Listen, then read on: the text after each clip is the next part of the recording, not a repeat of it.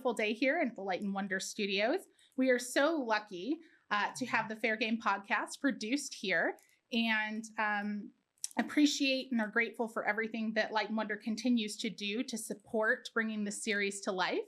Additionally, as we get started today, we would love to spotlight Yamava in this episode as an additional sponsor for all that they do for GGW. So shout out Yamava. Thank you.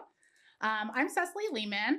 I am the GGW Fair Game Podcast Coordinator, and I am so excited and honored to be joining Anika Howard and Bronwen Gregg here in studio today. How are you both doing? Wonderful, and it's lovely, lovely to see you in front of the camera.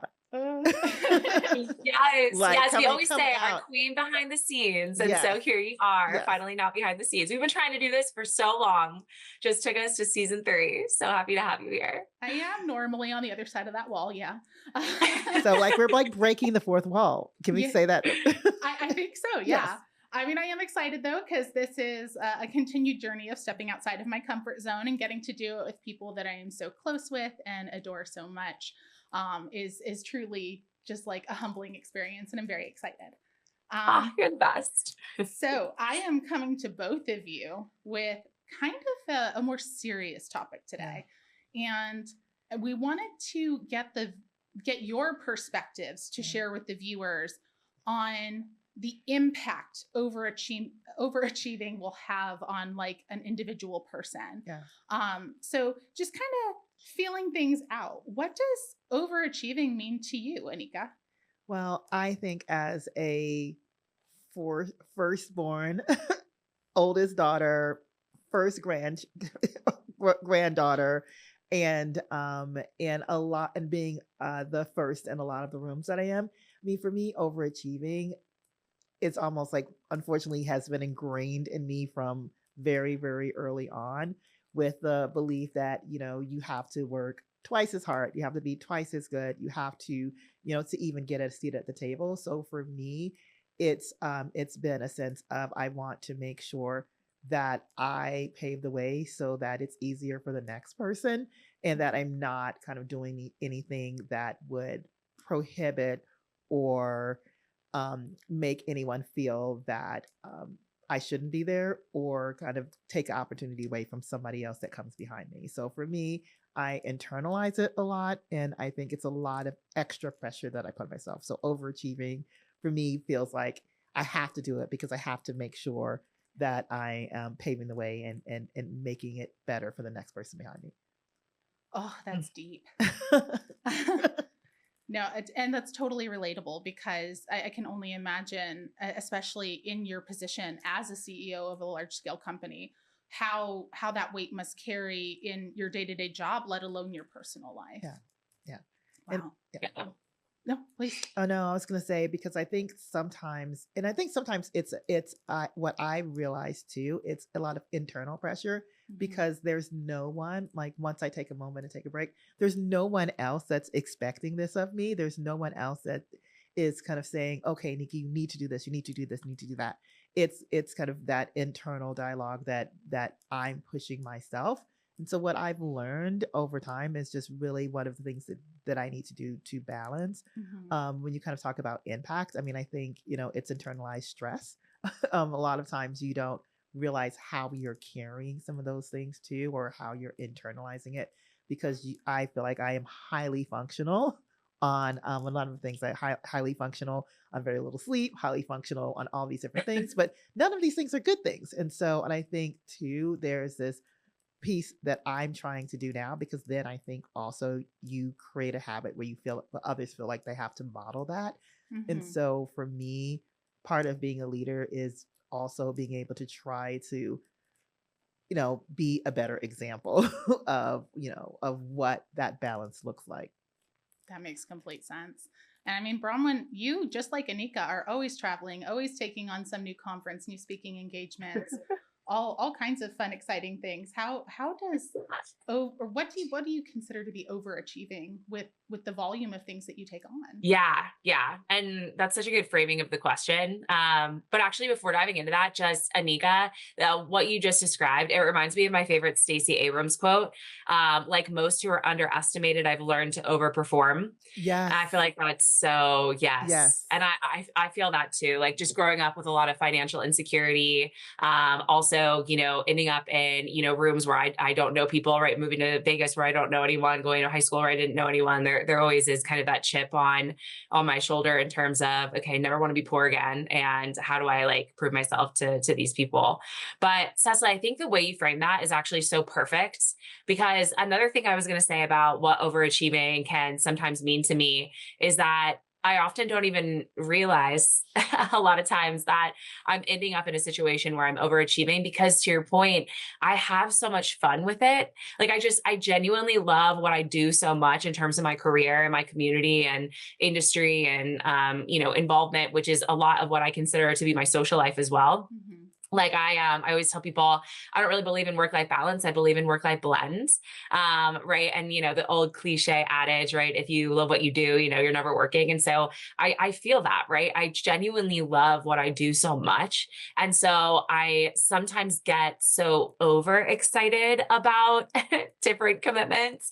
And then I end up completely overcommitting. And then, I end up in a situation which we'll unpack more.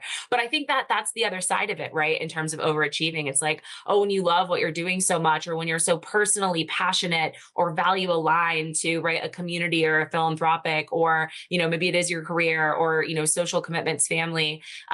You almost don't even realize that you're in the kind of like danger zone of overachieving, so to speak. And that's actually a great kind of segue into my next question, that idea of not really even knowing that you're at risk from overachieving. How do you feel like that necessity to continue to reach that next milestone, hit that next level, get that next promotion, be that next title level in your career impacts who you become as a worker, as a person, how you value your personal time? I think it also, you kind of get into that danger zone because regardless of what the purpose is, right? Maybe it is that personal passion. Maybe it is that philanthropic value alignment. Yeah. Maybe it is all the other things that I had mentioned before. Once you start getting really good at something, other opportunities end up coming your way. Right. Mm-hmm. Once you have served on a board and you did a really good job, or you're doing a really good job, people are like, oh, well, will you serve on this board? Once you've, fundraised a lot for, this organization, you're going to be asked by others, right? Once you've completed really successful projects at work, you're going to be added to others. Right. And so it starts to hit on something where you're like, oh, this is, this is the reason that I'm doing this, right? Maybe it is the personal passion. Maybe it's personal branding. Maybe it is, oh, this is a huge professional development opportunity. How can I say no? And that original reason for why you were starting to get into whatever those endeavors, are, you're like, well, how can I say no? This is just multiplied of what I had been trying to do for so long. And now it's all here right in front of me. How could I say no? And you feel like you have to keep going because that becomes your personal brand, or that becomes, right, your purpose. Yeah, it's really hard to say no when you're like, oh my gosh, this is what I've always wanted and it's all right in front of me. That difficulty to say no, I think, is something everyone can feel. But I almost want to stress even and add on to what you've stated in terms of like women in male dominated industries, and how, when they feel like they don't meet 100% of those qualifications versus the 60% of their counterparts, how, they are less likely to go for that promotion. They feel like they need to work harder, show more, show up more than other counterparts might. And I think that may weigh in as well. So to your point, it is really hard to say no to some of those commitments sometimes, especially, as you're trying to find your footing in an industry that maybe you're not as well represented. I love bringing up that stat.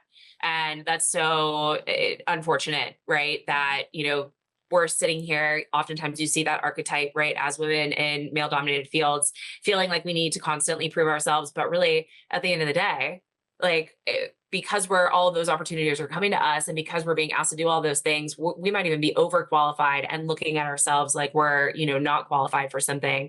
And you see those statistics play out. So yeah, it's very double-sided, right? It's an interesting like dichotomy of psychology, quite honestly. And it's like the old adage of you want something done, give it to a busy person. And so sometimes I feel like overachievement and kind of that desire to do is a trap. It's a trap, and it's another form of insecurity, like because it's like you're overcompensating. And I've learned that, and that's kind of from my self-reflection too, is that in many cases what happens is that you create this expectation that at some point is not sustainable and not anything that you can or anyone can maintain. And so you create a situation where people expect you to perform or you to operate at a level that is beyond what they expect from your peers.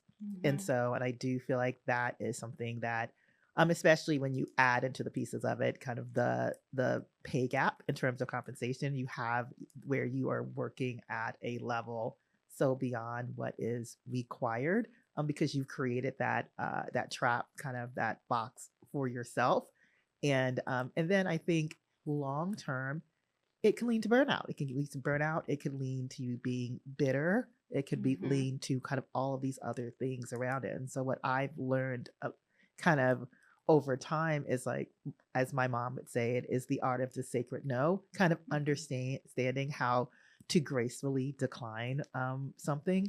Yeah. And to really, protect your peace in some ways, and then really kind of understanding some of that. And it takes time, and it takes awareness, and it takes you getting to a point where you know your value, and you know that whether you say yes or no, that doesn't diminish your value. So I think a big piece of that is finding that balance and figuring out where that is. And I love, Bronwen, what you said. It's that it's not necessarily a balance, it's a blend. And I do feel like that is very, very much of how do you blend some of those things together and figure out how do you align the things that you say yes to, that they kind of you have a criteria for that. Is it kind of helping me advance myself forward? Is it kind of feeding me kind of mentally, spiritually, financially, one of those types of things? What am I sacrificing by saying yes, and kind of and kind of looking at some of those things too, because I think when you are, and I think early on in your career, you definitely do that, but you're like, okay. And we've talked about that a lot, leaning in and saying yes and do some of those other things, but being cognizant of that as you're doing it, and making sure that it's not something that is going to ultimately kind of put you into a box. Yeah, I think that's a really important distinction about the seasons, right, of your life and your career. Yeah. There are some times, I'll be completely honest and transparent, where, you do have to overachieve, right? Yes. No, absolutely. Because you're here, at a point in your career, like when I first moved to Vegas, I was like, all right, I don't know anyone here, right? This is brand new market, brand new industry, brand new customer face. I mean, I had to, and I knew that. I was like, okay, my first 2 years in Vegas are going to be crazy. This is my time when I am not saying no to anything, right? Or early in my career, same thing, right? So whether it's a new job, a new market, a new industry, whatever the case may be, there are going to be those seasons. And I think it's important to make that distinction. Yes. Sometimes you need to. No, absolutely. And I think also blending that with building the relationship and networks as you're doing some of those things, because I think that is the difference. And I think that has been the difference with Global Gaming Women, and kind of having a community, because in many cases, I think, especially in that overachieving achievement, I'm going to call it kind of racket that we put ourselves in many cases, the assumption is that, that overachievement is going to happen laterally. Your boss is going to see that, and they're going to love that, and they're going to promote you, and then go forward. And what happens is it's a much less linear process. It's going to be your boss may not see it, but kind of that VP that's kind of in the meeting, and kind of noticing that, and their team is saying something about it. And so it might be a lateral because that VP sees something, and then it kind of goes up. And I think a lot of times I think the also racket is, and racket is a bad word to say, but kind of that process that we kind of go through in our head is that we're managing up, and you're not necessarily building the relationships and building your tribe. And so I think that's important too, to say that you can do some of those things, but have that sounding board, and also being able to know that as you're kind of leaning in and as you're taking these other opportunities, making sure that you're building those relationships so that when you're, like you said, in that season where you're saying yes, that you're also in the back of your mind kind of helping to kind of start navigating what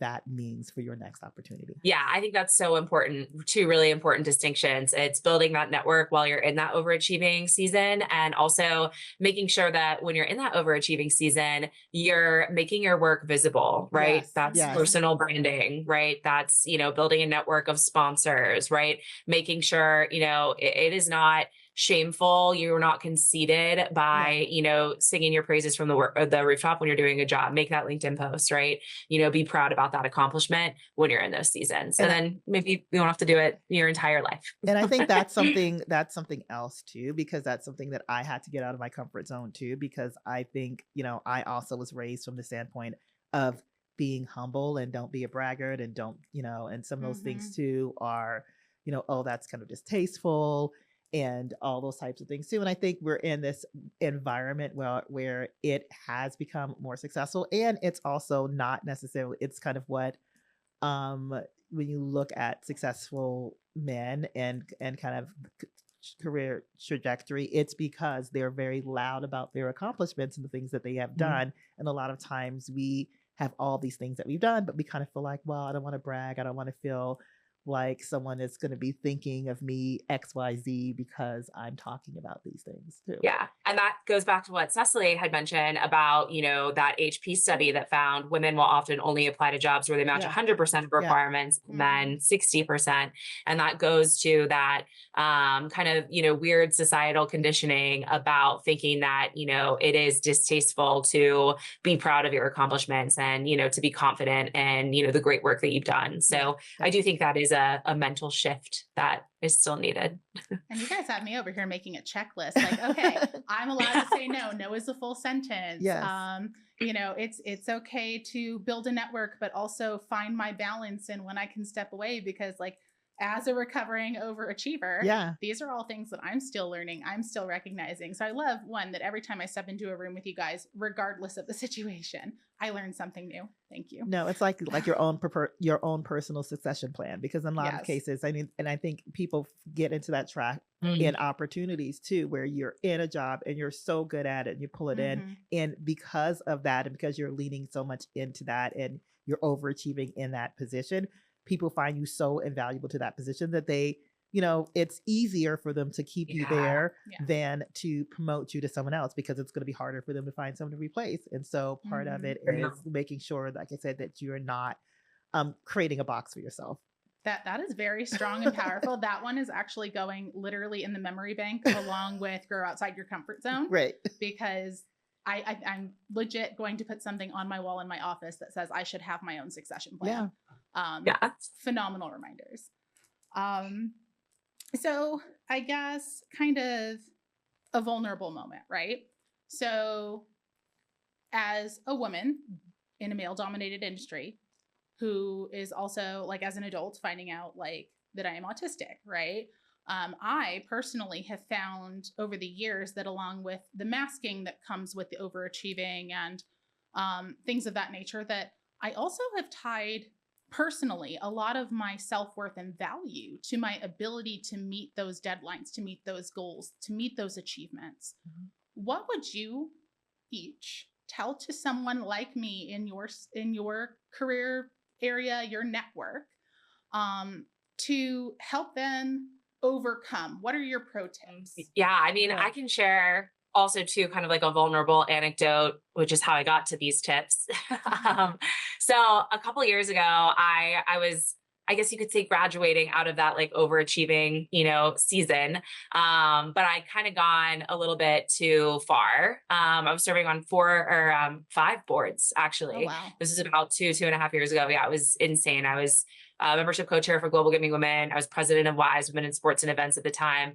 I was on the board of the startup Her Competitive Advantage, executive chair of the American Cancer Society's Coaches versus Cancer here in Las Vegas, and a provisional member of Junior League, not to mention my own job, as well as like internal ERGs that I was leading, like our Women's Leadership Council. So it was an insane amount, but I didn't even realize, because it was kind of like what I was saying at the beginning. It was like everything that I had wanted. And then also it's like, once you start doing things well and, you know, people are asking you to do more, you're like flattered and excited. You're like, oh yes, of course this aligns with my values. Of course I want to, lead American Cancer Society. And, of course I want to do, whatever the case may be.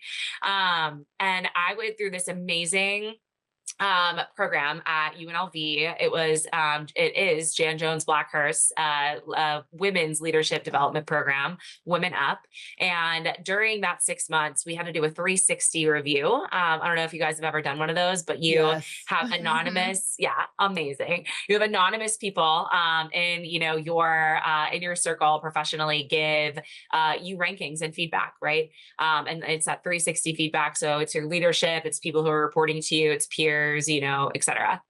So I got some really interesting feedback in that 360 that, was all very similar, regardless of the level that it was being given from, my close people being like, Bronwen, you're, doing these amazing things. And like, obviously you're capable, but what's happening when you're committing yourself to too many things is that you're not bringing your best to any of them. Mm-hmm. Like you are so overcommitted. You're not, bringing your full capability, your best version, because you're doing too many extracurriculars, right? Nothing's a full focus. And it was a huge reflection moment. It did not feel great, to be honest. I was embarrassed that, I'd almost taken it too far, and all for the right reasons. I wanted the professional development. I wanted to make a difference in my community about causes that I cared about. I wanted to accelerate my career, but it was just too much. And it was that reality check that I really needed. Things are different now. It's only on a couple. I've got my full focus on just a few things. But I was so appreciative of that feedback. And so like one of the pro tips that I would give, and this is something that I still carry with me, and try to do often, is kind of my own version of a 360 review. I'll get really intentional about like asking for constructive feedback from people within, my circle, from different levels. And I'm always really intentional about understanding like how I'm showing up in the different things that I commit to, and the different things that I'm responsible for. And so I can almost like self-govern and kind of self-check, like, okay, like, am I doing too much? Am I overextending myself? Because for my, situation personally, I might not always be the first one to recognize that, because I genuinely so enjoy everything that I'm doing. So I have to keep that personal board of directors really close. And I lean really heavily on my trusted people to give me that constructive feedback. That kind of 360 view of yourself, it's truly so valuable in what you can gain from it. Not many people are accessing that type of feedback today, at least from the experience that I've seen out in the industry. Again, it may be different at every level, but to know that that's something that's out there that you can start to do, I think that that's a great tip to help somebody overcome and just say, hey, if you're not sure, if you can't tell if you're burning yourself out, maybe it's time to ask the people around you for some thoughts, right? Yeah. Yes. Great idea. Anika? I would say share the love. I mean, one of the things that I've kind of become very good at is saying, I can't do this. However, I know someone that would be amazing. And so one, you are still kind of creating value for that person that asks, and you're giving an opportunity to someone else. And I think it also, you can say that I would love to participate. I can't lead, but I can support. And so I think a lot of the things are, to your point, being graceful about how you can say that I'm committed. Here's what I am looking to do in the future.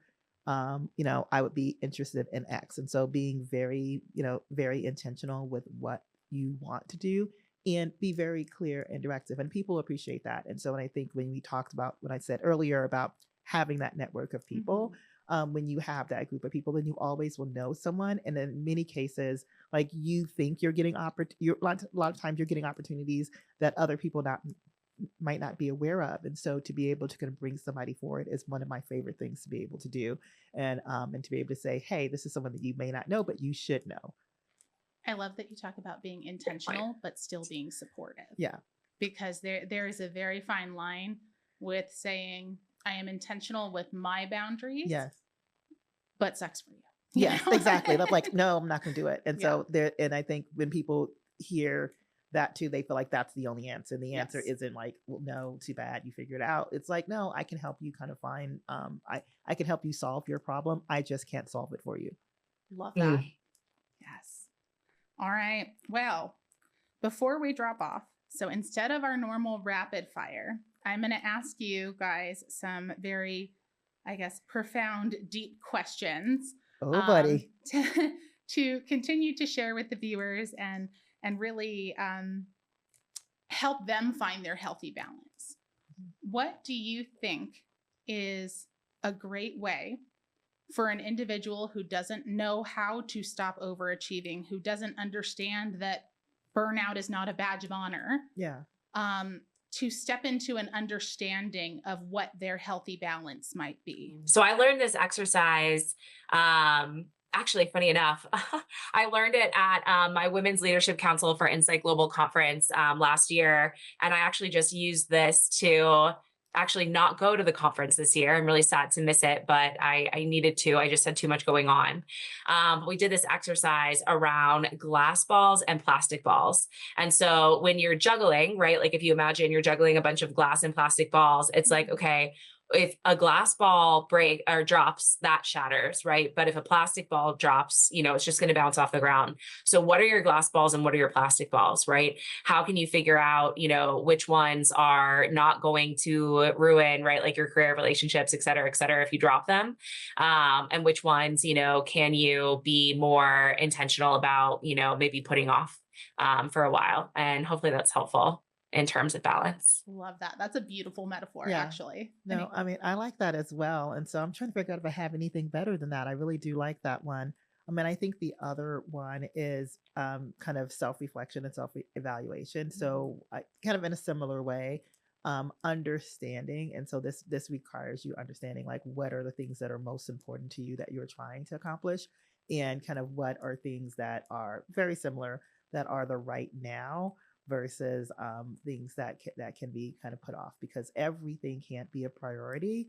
So you need to be able to kind of really and have that honest kind of look at what are the things that are need to do, must do, versus things that are optional at that time, and then kind of and being able to have that insight. And I think almost it feels a little bit like what Bronwen was saying, was like doing your internal 360 review. Yeah. But I think that's a big piece of it too, because I think what you'll find if you're really honest with yourself is that there are a lot of things that you don't necessarily need to do, and they're not necessarily adding value. And probably because you're overextended, you're not necessarily doing and being able to provide the best as well. And so being able to identify those too, and once again, your own succession plan, saying, okay, if I know that I can't do some of these things, like how am I starting to build a network or kind of a plan for how I can transition